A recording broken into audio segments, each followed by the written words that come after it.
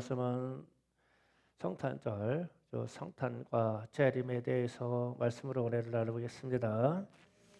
예수님이 탄생이 인류 역사의 기원 전과 기원 후로 나눕니다.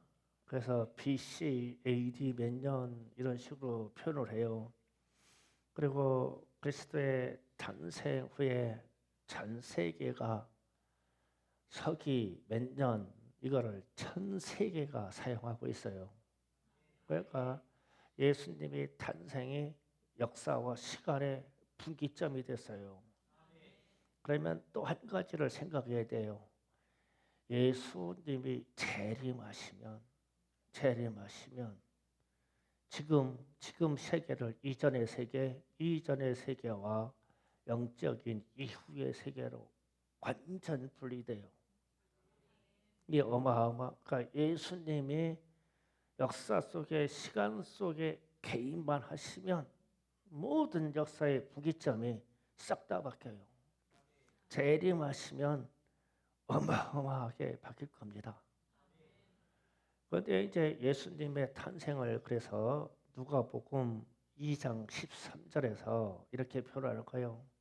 다 같이 읽어봅니다. 시작. 고려니 수많은 군중과 그 천사와 함께 하나님을 찬송하여 이르되, 그 다음 14절 안 떴어요? 이제 13 사인이 잘 안 받아요. 누가복음 2장 13절 이르되 14절 지극히 높은 곳에서는 하나님께 영광이요 땅에서는 하나님의 기뻐하신 사람들 중에 평화로다. 아멘. 그러니까 예수님의 탄생이 하늘의 하늘 하나님이 계신 그 삼층청 하늘에서도 어마어마한 영광의 일이 되었고, 세상에서는 하나님이 기뻐하신 사람들 중에 평화다 그랬어요. 그럼 이 말은 하나님을 기다리는 사람, 하나님을 대망하는 사람, 하나님의 말씀에 순종하는 사람들에게 평화다, 어마어마한 평화다. 그러면 반대로 생각도 해봐야 돼요. 하나님을 원치 아니하는 사람, 하나님의 말씀이 싫은 사람, 예수를 믿지 아니하는 사람들에게는 어떻게 되냐? 저주와 심판이에요. 이들에게는 평화가 아니죠.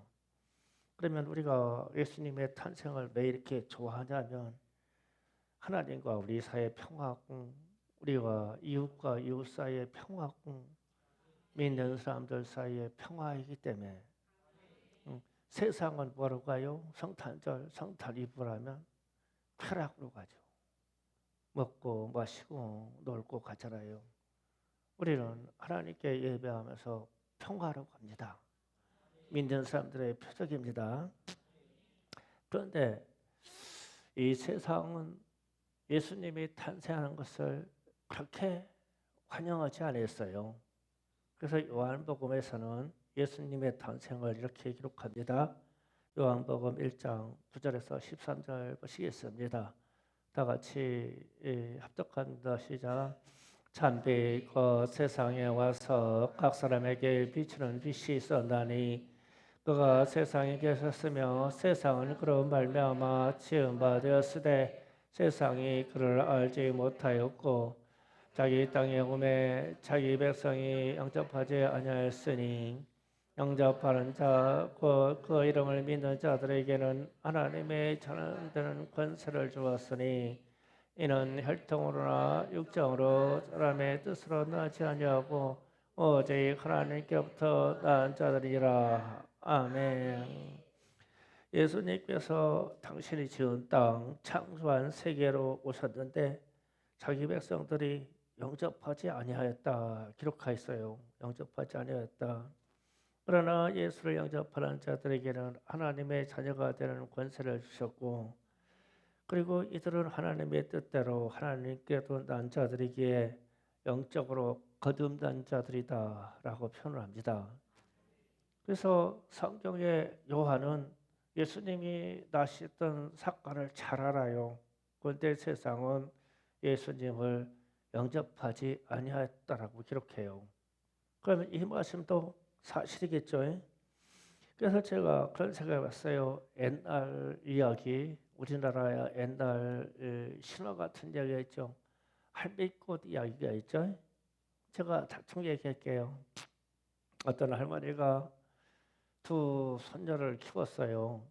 애지중지 키웠어요. 사건이 있었으니까 할머니에게 맡겨졌게 했죠. 그래서 큰딸은 아주 부잣집으로 시집을 보냈어요. 둘째 딸은 아주 가난한 사람에게 시집을 갔고, 그런데 이 할머니가 너무 이 손녀들이 보고 싶은 거예요. 그래서 부잣집으로 찾아갔죠. 찾아갔더니 거지같이 아주 남루하게 옷을 입고 온 할머니가 싫어서 문전박대에서 내쫓아 버렸어요. 그래서 그러면 가난한 집에 딸내 그 손녀라로 가면 나를 잘 맞아주겠지. 그래서 그쪽으로 갔어요. 갔더니 거기는 너무 가난해서 먹을 것이 없어가지고 하나님을 아니 할머니를 되돌려 보냈어요. 그래서 할머니가 아무 기전에서 그 언덕을 넘다가 돌아가셨죠. 그 돌아가셔서 그게 한이 돼서 봄에 되면 빨간 꽃이 고개를 숙이고 오르는데 그 꽃이 할미꽃이다. 그 얘기죠. 어디로 갔든지 그 자손들이 할머니를 맞아주지 않았어요. 그런데 저는 이 이야기 생각하면서 예수님이 나실 때 그랬구나 그 생각을 했어요. 왜냐하면 왜 마국간에 갔냐? 왜 마국간에 갔냐? 자기 땅에 와서 부자를 찾아갔더니 부자들의 집을 내주지 않는 거예요. 그래서 가난한 자들에게 찾아가고 여관을 찾아갔더니 자리가 없다는 거예요. 그래서 어디로 갔어요? 마국간으로 갔죠. 뭐. 그래서 우리가 할미꽃 이야기나 예수님이 마국간에서 태어난 얘기나 똑같은 얘기예요. 영접하지 아니하였더라. 그게 영접하지 아니하였더라는 얘기예요. 그래서 제 신세를 생각해 봤어요. 내가 들어가서 큰딸 집에로 갔더니 큰딸이 문도 안 열어줄 것이고 둘째 집 딸로 갔더니 거기에서는 내 목소리를 듣고 안에서는 없는 척할 것이고 셋째 집 딸로 갔더니 거기도 마찬가지요. 그래서 신세를 한탄하고 있는데 세 딸들이 모여가지고 하는 얘기가 아빠를 아주 찾아올 수 없는 요양원에도 보내자. 그래서 요양원을 알아본 후에 요양원 병원에다가 또 부탁하기를 절대 외출시키지 마세요. 위험합니다. 이렇게까지 조치를 해놨어.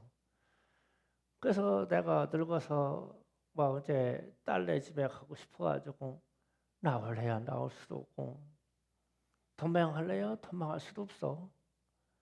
그래서 뛰쳐나와서 나는 혼자 산에 가서 혼자라도 살 수 있는데 이거 가둬놔가지고 갈 수가 있냐고 영접하지 아니하더라. 영접이라는 말이 이거예요.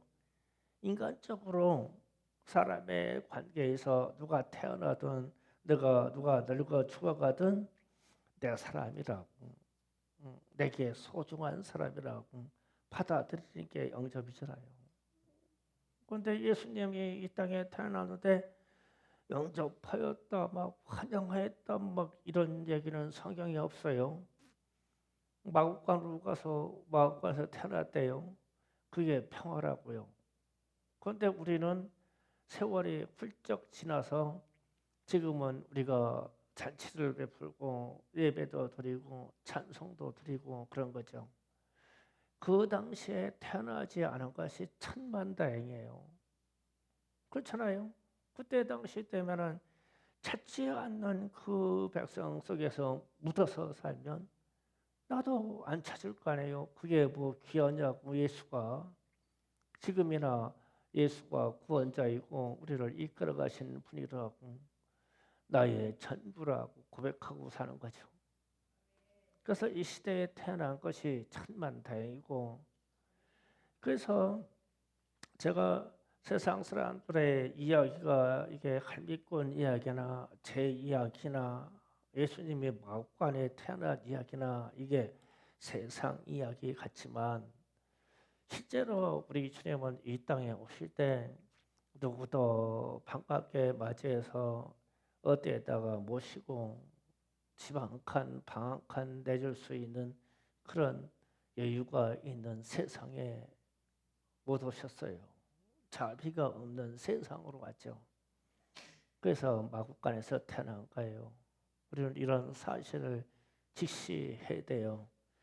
어제 저녁에도 잠깐 증거 있어요. 이사야서 7장 10절 14절을 다시 가보겠습니다. 다시 한번 읽습니다. 시작. 여호와께서 또 아하스에게 말씀하여 이르되 너는 내 하나님 여호와께 한 징조를 구하되 깊은 데에서든지 높은 데서든지 구하라 하시니 아하스가 이르되 나는 구하지 아니하겠나이다. 나는 여호와를 시험하지 않겠나이다 한지라. 이사야가 이르되 다윗의 집이여 원하건대 들을지어다. 너희가 사람을 괴롭히고서 그것을 좋은 일로 여겨 하나님을 괴롭히려 하느냐. 그러므로 주께서 친히 징조를 너에게 주실 것이요 보라 처녀가 잉태하여 아들을 낳을 것이요 그 이름을 임마누엘이라 하리라. 아멘.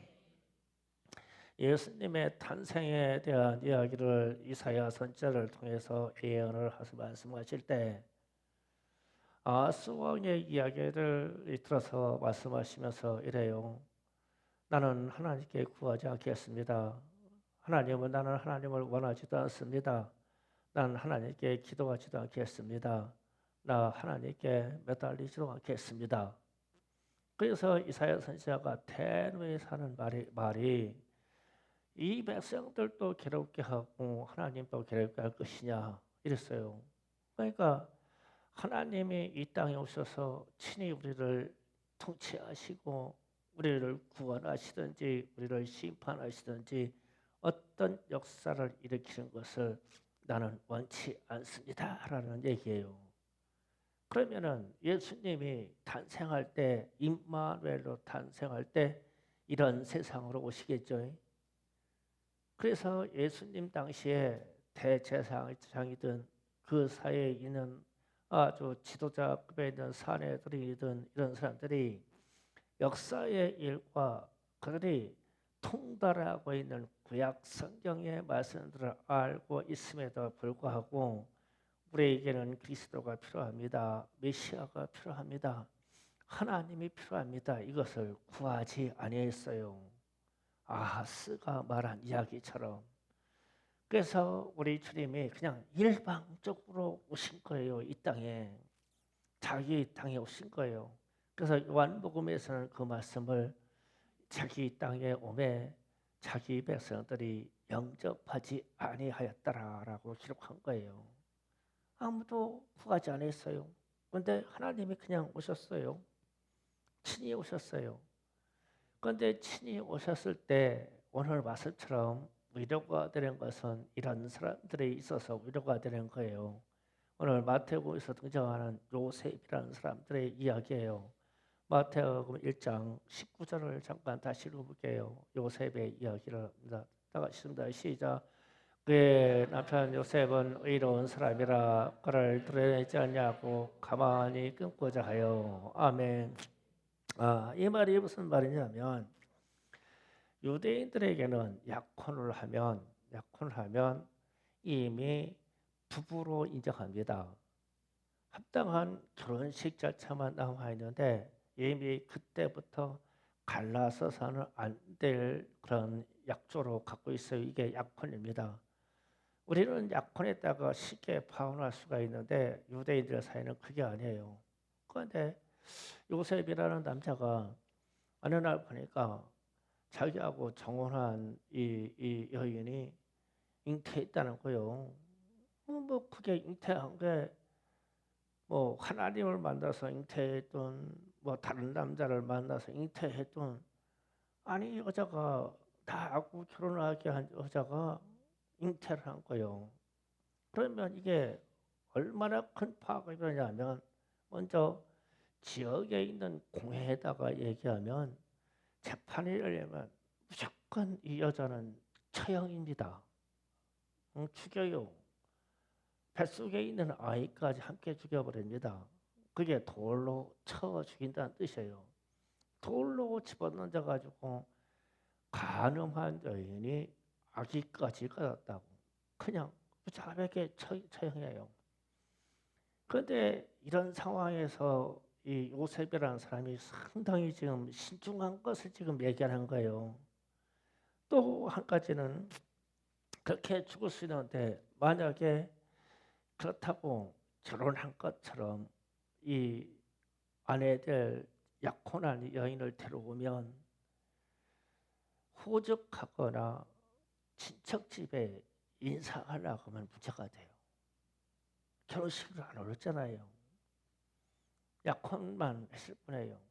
그런데 거기에다 또 임신까지 했다네. 집안에 난리요.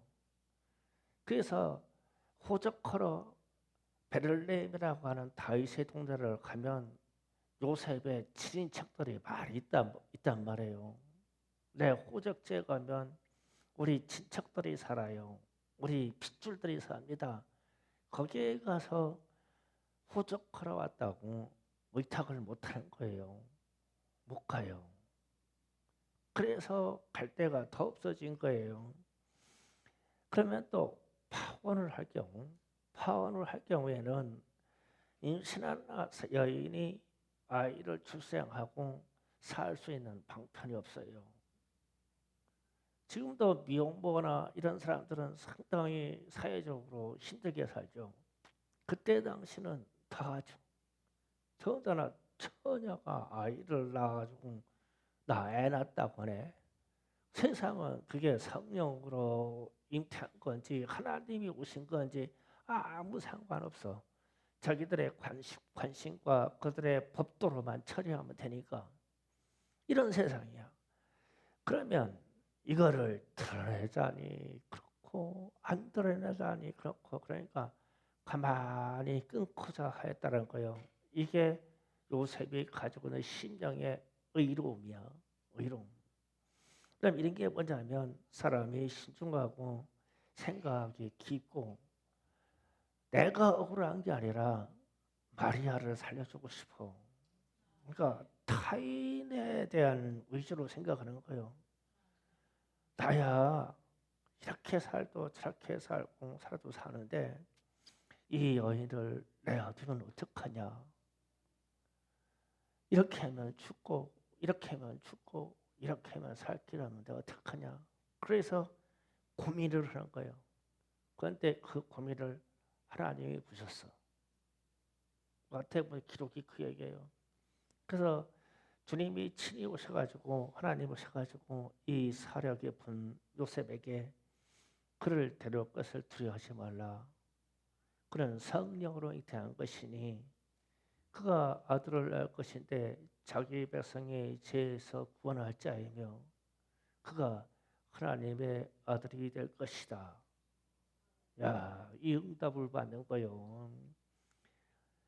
그 의롭고 사려가 깊어서 충성교회 인격은 뭐 이 정도 되죠? 충성교회 성도들 하면 얼마 인격이 사려가 깊고 그냥 의롭기가 그냥 요셉보다 다만 다하지 못하지는 않다고 우리가 아니더라도 아멘이라 그래도 한번 해봐요. 아니더라도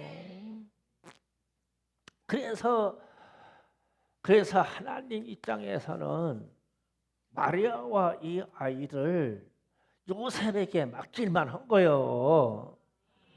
요셉의 이 성품 때문에 그냥 나가서 이게 막 입으로 나발부려버리고 그냥 얘기해버리고 막 분노를 그냥 표출해버리고 막 이럴 것 같으면은 하나님이 요셉에게 일하는 사람 말고 다른 사람을 찾겠지. 맡길만 한 거야. 이게 요셉에게 참 성품이 자기를 그렇게 희생시켜도 타인 위주로 사례를 깊게 생각하는 거예요. 이러면 저 사람이 죽겠네. 이러면 저 사람이 손해 보겠네. 이러면 저 사람이 아플 거야. 그렇게 하면 저 사람이 평생 살 길이 없지 않냐. 나는 어떡하지? 내가 어떻게 할까? 그러니까 하나님이 그냥 응답하시는 거예요. 거기에 맡길만 한 사람이 맡기겠죠. 우리는 요셉의 성품을 사모하셔야 됩니다. 이렇게 되기를 원합니다. 또 한 가지 그러면 마리아가 왜 그러면 이 처녀의 몸으로 잉태하느냐? 뭐 그때 당시 처녀가 뭐 한둘이겠어요? 그런데 왜 하나님은 마리아를 선택하느냐? 이것도 생각해 봐야 돼요. 누가복음 1장 34절에서 38절을 잠깐 읽습니다. 시작. 마리아가 천사에게 말하되 나는 남자를 알지 못하니 어찌 일이 있으리까? 천사가 대답하여 이르되 성령이 내게 임하시고 지극히 높으시니 능력이 너를 덮으리니 이러므로 나실 바 거룩한 이는 하나님의 아들이라 일컬어지리라. 보라 내 친조 엘리사벳도 늙어서 아들을 배었느니라. 본래 임신하지 못한다고 알려져니가 이미 6달이 되었나니 대저 하나님의 모든 말씀은 능하지 못하심이 없느니라. 마리아가 이르되 주의 여종이오니 말씀대로 내게 이루어지이다 하며 천사가 떠나가니라. 아멘. 자, 마리아가 끝부분의 말을 나는 주의 여종이오니 말씀대로 내게 이루어지기를 원하나이다 이랬어요. 그래서 뭐 처녀가 잉태해서 아이 낳는다는 게 뭐 좋은 일이겠어요. 그런데 이 선언이 뭐냐면 마리아의 신앙이 위대한 것은 이 신앙 고백 때문에 그래요. 여호와의 말씀이 내게 이루어지이다 이렇게 말한 것은 구약 성경에서 말하는 그리스도가 나심에 대한 것을 알고 있었어요. 우리 길을 생각해 보자고요. 어떠한 역사적인 사건에 우리 중에 누구를 주인공으로 쓰려고 그래요. 하나님이 너를 부르셔서 쓰려고 합니다. 그랬어. 그런데 내가 아무것도 모르는 생짜배기고 하나님의 역사를 알지도 못하는 생짜배기인데 주여 그게 내게 이루어지기를 원합니다. 이렇게 말하면 내 욕심이지. 하나님이 나를 써서 명예롭게 영화롭게 그래 야 돈 많이 벌게 해주겠다는 뜻이구나. 하나님이 나를 쓰신다고 보면 제가 처음에 30대 때 부름 받을 때 그랬어요. 어떤 목사님들이 부흥회에 오시고 그러면은 난데없이 나는 주태백이고 그냥 세상 돌아가지고 술만 먹고 사는 사람인데 하나님이 나를 부르셨다네. 그래서 가만히 생각해보니까 하나님이 나를 부르셨다는 게 좋긴 좋아. 그래서 야 장로 좀 돼가지고 돈은 겁나게 버는 거야. 떵떵거리면서 살면서 막 그냥 우리 목사님 이렇게 섬기고 막 이렇게 섬기고 막 야 상상만 해봐도 막 끝내줘. 나를 부르셨다네. 그래서 한 3년 동안 그걸 꿈으로 갖고 살았지. 야 하나님이 나를 부르시고 쓰신대. 그런데 그렇게 가난하게 만들 수가 있냐?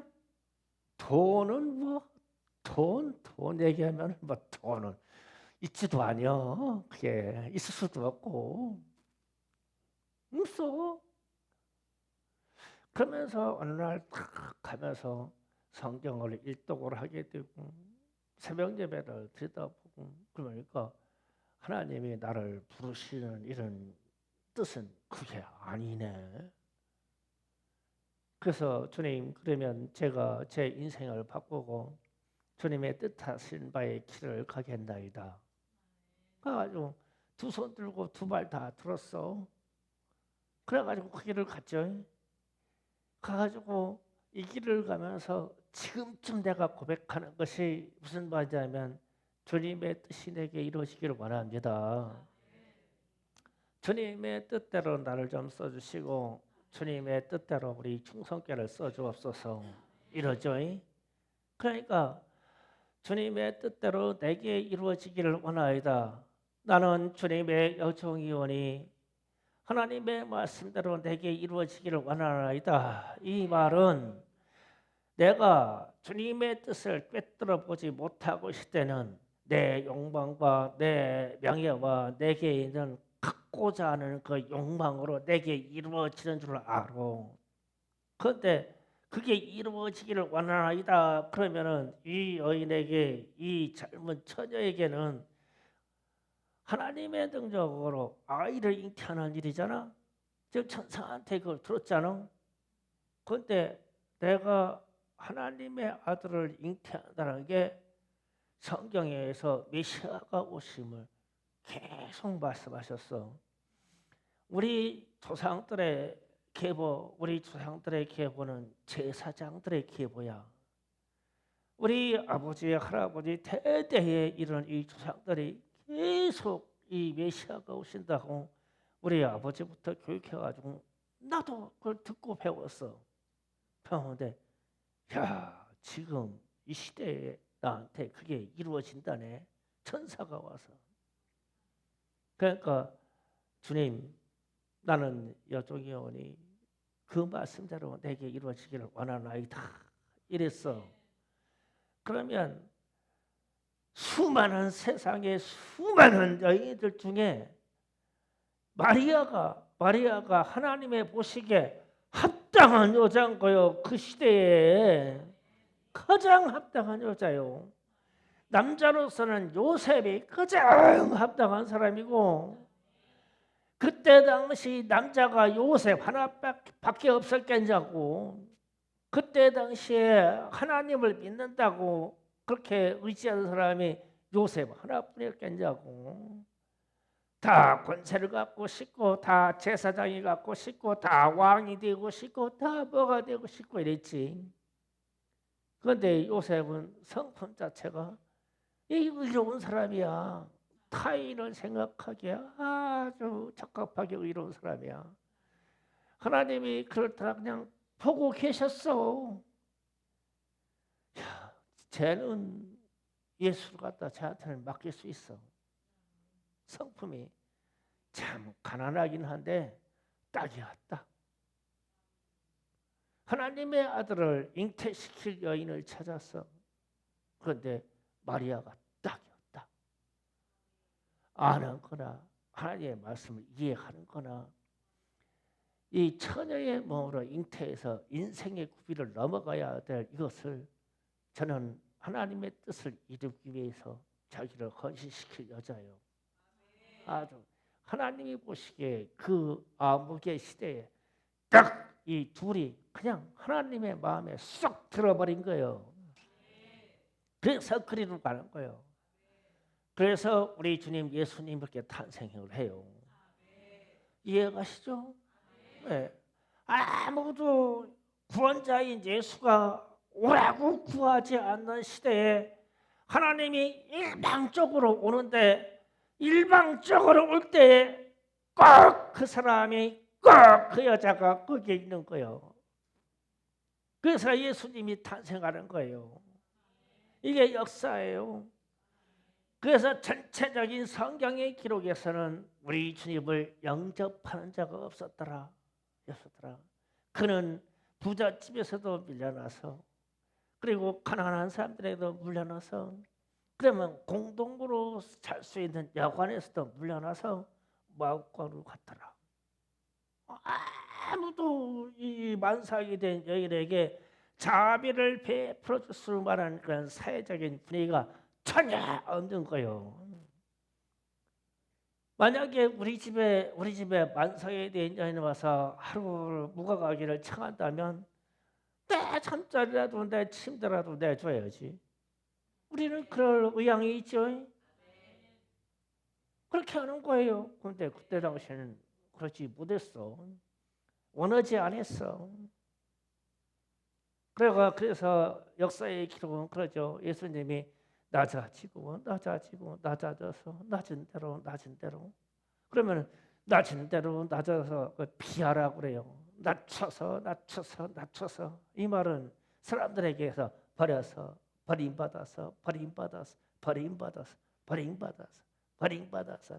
버림받을 없을 자리 짐승의 처소까지 가는 거예요.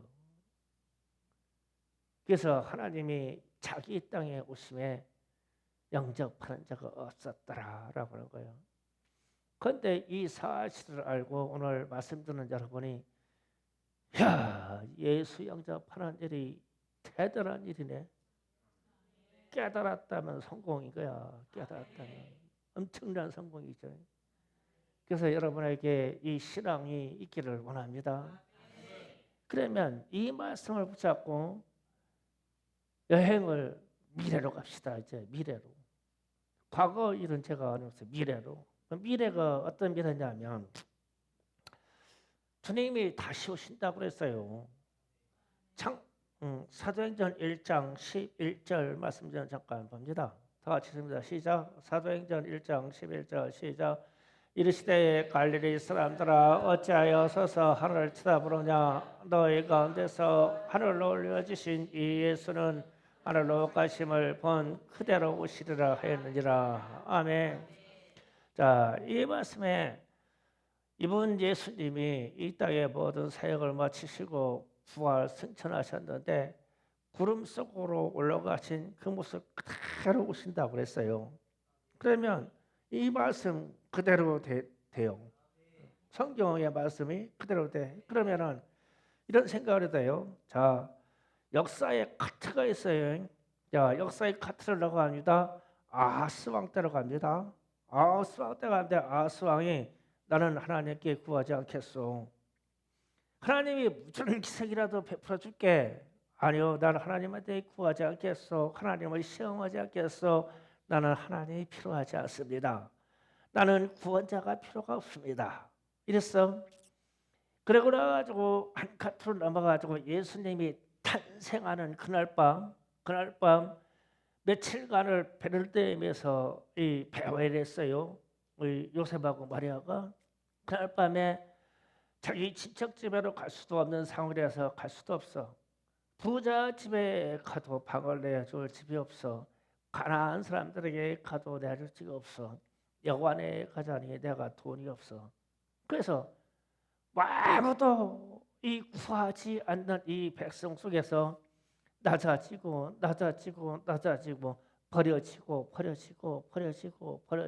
버려져서 마구간까지 갔어. 그게 예수님이 탄생한 일이야. 역사가 두 카트를 제가 여러분에게 보였었어요. 그러면 주님이 재림하실 때, 주님의 재림하실 때는 어떨까? 주님이 다시 오심을 그렇게 대망할까? 우리는 여기다가 그냥 와서 붙여놨어. 주님이 다시 온다고 말 안 하다. 주님이 다시 오십니다. 붙여놨어. 그러면 지금 한국교회나 전 세계적인 기독교적인 흐름을 보자고. 주님이 오시기를 원하나? 주님이 안 오셨으면 좋겠지. 한국에 그래도 이만하면 살만한데 배가 고파? 아니야. 먹을 것도 많아. 세상 문화 엄청나. 그냥 핸드폰이고 뭐고 뭐 해가지고 엄청나. 근데 뭔 주님이 오시려면 좀 내 인생이 이렇게 누리고 사는 이 시대를 좀 벗어나서 오시면 좋지. 주님이 오셔야 되겠습니다.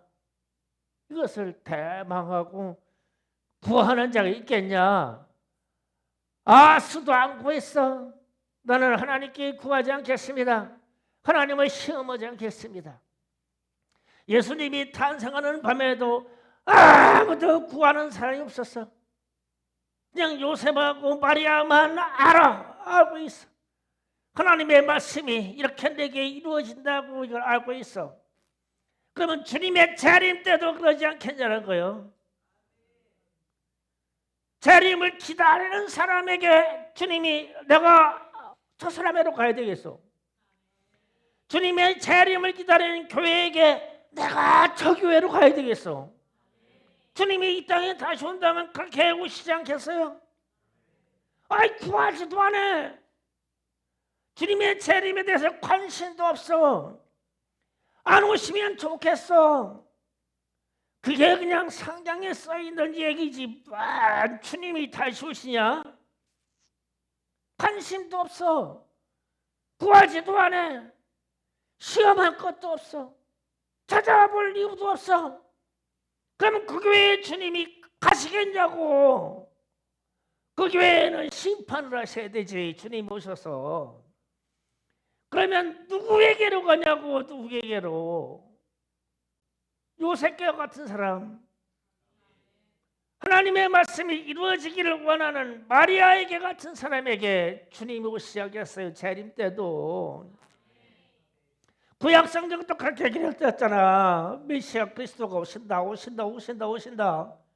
근데 오신다 해가지고 역사가 그렇게 막 그래가지고 캄캄한 암흑의 시대로 들어갔는데 오신다 그랬는데도 주님 오시옵소서. 주님 오시옵소서 하는 사람이 없었대잖아. 영접하는 사람이 없었다. 그런 주님의 재림에 다가오는데 주님 다시 오십니다 하는데 주님 다시 오셔야 돼요. 이 세상을 보니까 주님이 다시 오셔야 됩니다. 안 되겠습니다. 주님이 다시 오셔야 되겠습니다. 저는 이게 지금 한국 사회만 봐도 주님이 다시 오셔야 돼요. 다시 와서 세운 주자를 세우시고 구원할 교회를 구원하시고 구원할 성도를 구원하시고 아닌 데는 소용없어. 아닌 데는 주님이 다시 오시면 그래서 심판이라고 하셨잖아요. 심판. 주님이 처음에 오신 것은 구원이고 이제 심판이야. 그러면 이럴 때 어찌하겠냐. 역사 속에서는 이미 다 증명됐는데 그래서 성탄이나 재림은 동일한 역사의 사건이에요. 똑같이 판박이로 사건이에요. 성경에 기록된 대로 이루어질 것이니까 똑같아질 거예요. 사건이. 그래서 지금 전 세계가 똑같이 그렇게 가는 거예요. 주님의 재림과 상관없이 예수 그리스도의 역사와 상관없이 지금도 이 지구에 있는 수많은 영적인 사람들에게 이상으로 꿈과 환상으로 말씀으로 주님이 다시 오심을 계속 말씀하시고 있잖아요. 과거보다 훨씬 빈도가 높아지잖아요. 이 지구상의 수많은 재앙들과 기후재앙들과 등등의 재앙들이 자꾸 쌓여가고 있잖아요. 다 못 사겠다고 막 아우성이잖아요. 그런데 사람들은 누구를 배려를 해요? 아니죠. 공경만 하죠. 우리나라 정치를 봐요. 공경만 하죠. 배려를 해요. 배려를. 그러니까 전능하신 하나님의 능력이 다시 와야 되죠. 이건 아니죠. 세상에 이건 아니죠. 전 세계를 봐도서 아니죠. 그랬을 때 이런 사실 없고 역사는 이러니 자연 환경은 이러니 세상은 이러니 이거를 보고 이 관점으로 누구를 탓하고 이게 아니라 마음을 확 돌이켜서 하늘에 계신 우리 주님을 바라보고 주님이 다시 오셔야 됩니다. 우리는 주님이 필요합니다. 주님이 우리의 만왕의 왕이십니다.